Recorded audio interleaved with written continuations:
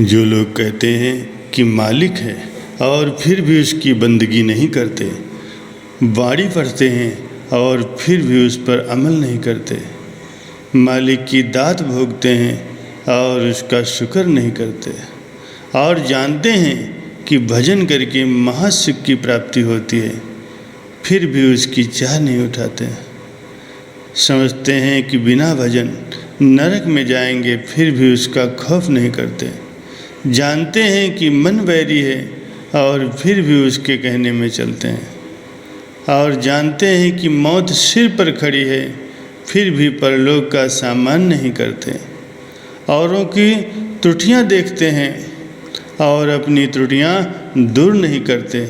ऐसे जीवों की मालिक तक रसाई कैसे हो सकती है, मालिक की प्राप्ति कैसे हो सकती है? जो कोई बहुत खाना खाता है या बहुत कम खाता है, और वह जो बहुत कम सोता है अथवा बहुत ज़्यादा सोता है, वो कभी भी परमार्थ में तरक्की नहीं कर सकता। मगर जो व्यक्ति खाने, सोने और जागने में युक्ति से बर्ताव करता है, वो परमार्थ की कमाई बखूबी कर लेता है। ये मन दुश्मन है और महाबलवान है।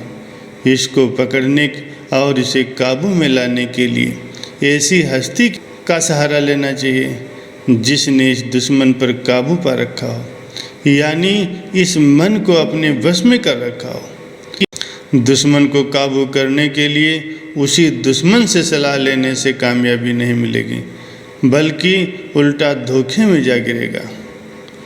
परमार्थ का प्राप्त होना बिना सद्गुरु के संभव नहीं है, पर सेवक भी अधिकारी होना चाहिए कि उनका वचन अपने चित्त में दे करके सुने और निर्मल बुद्धि से समझे और उनके अनुसार अपनी कार्रवाई करें। मगर जब तक धुर की दया नहीं होगी, पूरे सद्गुरु से नहीं मिलेंगे। पूरे सद्गुरु एक फलदार वृक्ष के समान है, जो फल भी देते हैं और छाया भी देते हैं। इसलिए ऐसे परोपकारी संत सद्गुरु की खोज करना चाहिए। पूरे सद्गुरु अगर तवज्जुह न करें तो भी उनका संग नहीं छोड़ना चाहिए। जो सद्गुरु दूसरे शख्स से बात करें तो उसको यही समझना चाहिए कि वो मुझसे बोल रहे हैं, और वचन को अपने हृदय में लिख ले, क्योंकि ऐसे सद्गुरु का सत्संग महादुर्लभ होता है। अगर ये बराबर उनका सत्संग करता रहेगा तो एक न एक दिन अजर और अमर देश में वास करेगा।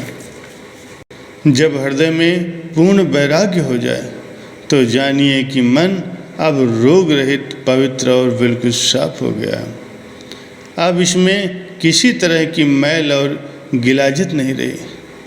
अब जब हृदय में मालिक के चरणों की दृढ़ प्रीत और प्रतीत पैदा हो जाए तो समझना चाहिए कि अब 84 का चक्कर कट गया और मेरे मालिक ने मुझे अपने चरणों में हमेशा के लिए रहने का हक बख्श दिया है।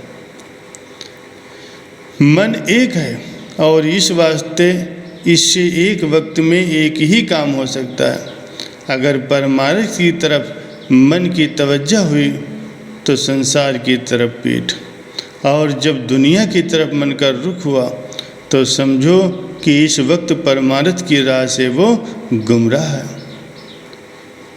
रामायण में कहा गया है कि वजीर राजा को, हकीम मरीज को और गुरु शिष्य को कभी भय करके या लोभ के वश में प्यार करे और यथार्थ बात को छिपा कर रखे तो समझ लो कि राजा का राज, मरीज का स्वास्थ्य और शिष्य का धर्म तीनों के नाश होने का भय है।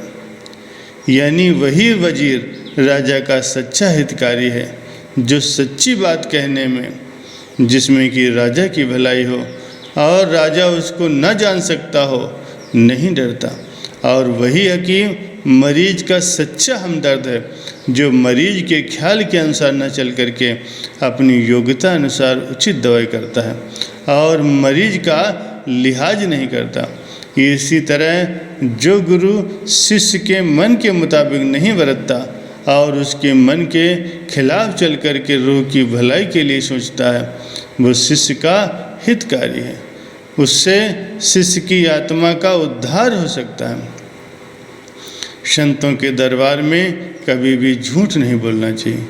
जो अपने अवगुणों को गुरु से छिपाता है और कपट से मिथ्या वचन कहता है, उसका कभी भी उद्धार नहीं हो सकता। गुरु से कुछ न दुराइए, गुरु से झूठ न बोल, बुरी भली खोटी खरी, गुरु आगे सब खोल। एकांत में बड़ा फायदा है, पर शर्त यह है कि सिवाय मालिक के दूसरे का ख्याल दिल में न आवे। और जो बाहर से एकांत हुआ है और दिल में दुनियावी ख्याल भरे रहते हैं, तो वो शख्स अभी मन और शैतान के संग समझना चाहिए। जो औरों को वचन सुनाने का शौक ज़्यादा रखता है और आंतरिक अभ्यास कम करता है, तो जानो कि उसकी समझ ओछी है, मन अंधा है, वो अपने वक्त को मुक्त में खोता जा रहा है। जो कोई दुनिया से प्रेम करता है, उसको भजन का रस कभी नहीं मिल सकता। जो कामी है, उससे काल हमेशा बेफिक्र रहता है, क्योंकि उससे निर्मल परमार्थ की कमाई हरगिज नहीं हो सकती। एक ने किसी साधु से पूछा, माया दुख रूप है और अग्नि रूप है, नज़दीक होने और छूने से जला देती है, इसीलिए अग्नि रूप माया को भगवान ने क्यों पैदा किया? उत्तर दिया कि जैसे अग्नि दुख रूप है, यानी अग्नि का काम जलाने का है, परंतु सिवाय अग्नि के संसार का कार्य भी सिद्ध नहीं हो सकता। ज़रूरत सिर्फ इस बात की है, जैसे आग से युक्ति के साथ दाल सब्जी रोटी वगैरह पकाने का काम लिया जाता है, और बगैर युक्ति के इस्तेमाल से वही आग सारे घर को वशीभूत कर देती है।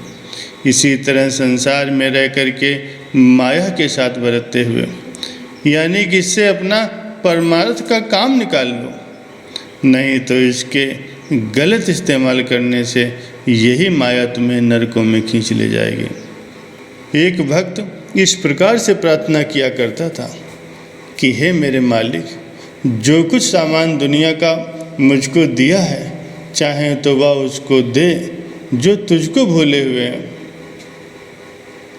और जो स्वर्ग और वैकुंठ के सुख चाहते हैं तो वह उनको दे दे। जो उन सुखों को तुझसे चाहते हैं, मुझको तो सिर्फ एक तू ही चाहिए। मालिक की बंदगी और भजन से एक क्षण भी गाफिल नहीं होना चाहिए, क्योंकि ये मन बड़ा ही मक्कार और दगाबाज है और हर वक्त इस जीव के घात में रहता है, और जरा भी गाफिल होने से इसका बेशुमार नुकसान कर देता है। संत फरमाते हैं कि जो कोई तुझसे दुर्व्यवहार करे तो उस पर गुस्सा मत कर, और न ही उससे बदला लेने का इरादा कर, क्योंकि परमार्थी का क्षमा करने में फ़ायदा है, और बुराई करने वाले के साथ गुस्सा करना या बुराई के बदले बुराई करने में बहुत नुकसान है। भली ये निश्चेती भला करे, ये जग का व्यवहार, अब बुरियन सेती भला करे, ते बिरले संसार।